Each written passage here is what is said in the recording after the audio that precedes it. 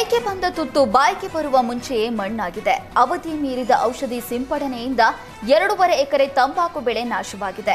ಮೈಸೂರು ಜಿಲ್ಲೆ ಪಿರಿಯಾಪಟ್ಟಣ ತಾಲೂಕಿನ ಎಂ ಶೆಟ್ಟಿಹಳ್ಳಿಯಲ್ಲಿ ಈ ಘಟನೆ ನಡೆದಿದೆ.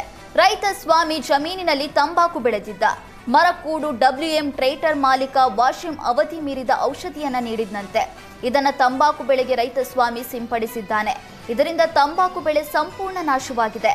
ಔಷಧ ಸಿಂಪಡಣೆಯಿಂದಲೇ ತಂಬಾಕು ಗಿಡಗಳಿಗೆ ಕುತ್ತು ಬಂದಿದೆ ಅಂತ ಆರೋಪಿಸಿ ಕೃಷಿ ಇಲಾಖೆ ಅಧಿಕಾರಿ ಮಹೇಶ್ ಅಂಗಡಿ ಮಾಲೀಕನ ವಿರುದ್ಧ ರೈತ ಸ್ವಾಮಿ ಆಕ್ರೋಶ ಹೊರಹಾಕಿದ್ದಾನೆ.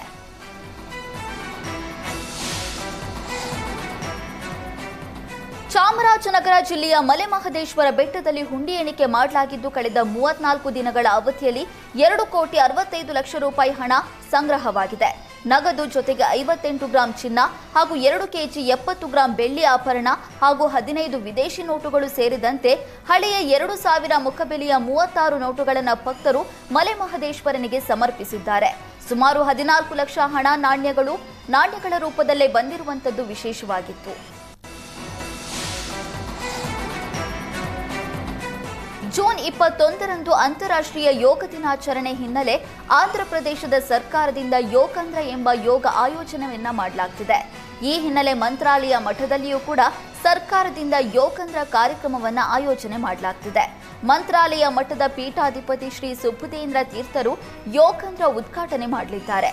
ಕಾರ್ಯಕ್ರಮ ಉದ್ಘಾಟನೆ ಬಳಿಕ ಶ್ರೀಗಳಿಂದ ಅನುಗ್ರಹ ಸಂದೇಶ ದೊರೆಯಲಿದೆ. ಆ ಬಳಿಕ ಶ್ರೀಮಠದ ಮಧ್ವ ಕಾರಿಡಾರ್ನಲ್ಲಿ ಯೋಗಾಭ್ಯಾಸ ಮಾಡಲಾಗುತ್ತೆ. ಯೋಗಾಭ್ಯಾಸದಲ್ಲಿ ಶಾಲಾ ಮಕ್ಕಳು, ಸರ್ಕಾರಿ ನೌಕರರು, ಶ್ರೀಮಠದ ಸಿಬ್ಬಂದಿ ಮತ್ತು ಭಕ್ತರು ಭಾಗಿಯಾಗಲಿದ್ದಾರೆ.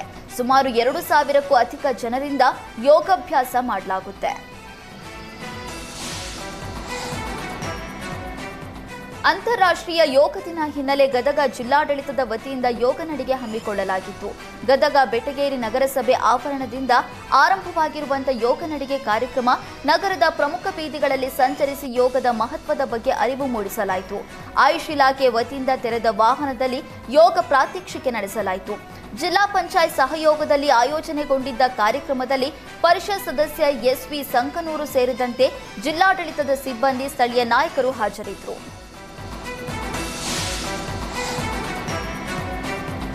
BDA ಬ್ರೋಕರ್ಗಳಿಗೆ ನಡುಕ ಶುರುವಾಗಿದೆ. ದುಡ್ಡು ಕೊಟ್ಟು ಫೈಲ್ ಕ್ಲಿಯರ್ ಮಾಡಿಸಿದ್ದವರಿಗೆ ಬಿಗ್ ಶಾಕ್ ಉಂಟಾಗಿದೆ. ಹಳೆ ಆಯುಕ್ತರ ನಿವೃತ್ತಿ ಅಂಚಿನಲ್ಲಿ 100 ಫೈಲ್ ಕ್ಲಿಯರ್ ಆಗಿದ್ವು. ತರಾತುರಿಯಲ್ಲಿ ಫೈಲ್ ಅನ್ನ ಕ್ಲಿಯರ್ ಆಗಿದ್ದಕ್ಕೆ ನೂತನ ಆಯುಕ್ತ ಮಣಿವಣ್ಣನ್ ಗರಂ ಆಗಿದ್ದಾರೆ. ಹೀಗಾಗಿ ನಿವೃತ್ತಿ ಅಂಚಿನಲ್ಲಿ ಯಾವೆಲ್ಲ ಫೈಲ್ ಕ್ಲಿಯರ್ ಆಗಿದ್ವು ಅದನ್ನ ಮರುಪರಿಶೀಲಿಸುವಂತೆ ಆದೇಶವನ್ನ ಹೊರಡಿಸಿದ್ದಾರೆ. ಎಲ್ಲ ಕಡತಗಳನ್ನ ಪರಿಶೀಲಿಸಿ ವರದಿ ನೀಡುವಂತೆ ಆಯಾ ವಿಭಾಗಕ್ಕೆ ಸೂಚನೆ ನೀಡಿದ್ದಾರೆ. ಕೋಟಿ ವಹಿವಾಟು ಮಾಡಿ BDAಗೆ ಲಾಸ್ ಆಗಿದೆ. ಭೂಸ್ವಾಧೀನ ವಿಭಾಗ ಉಪ ಕಾರ್ಯದರ್ಶಿಗಳು ಸೇರಿದಂತೆ ಎಲ್ಲರಿಗೂ ಸೂಚನೆ ನೀಡಿದ್ದು ಹೊಸ ಆಯುಕ್ತರ ನಡೆಯಿಂದ ಬ್ರೋಕರ್ಗಳಿಗೆ ಡವಡವ ಶುರುವಾಗಿದೆ.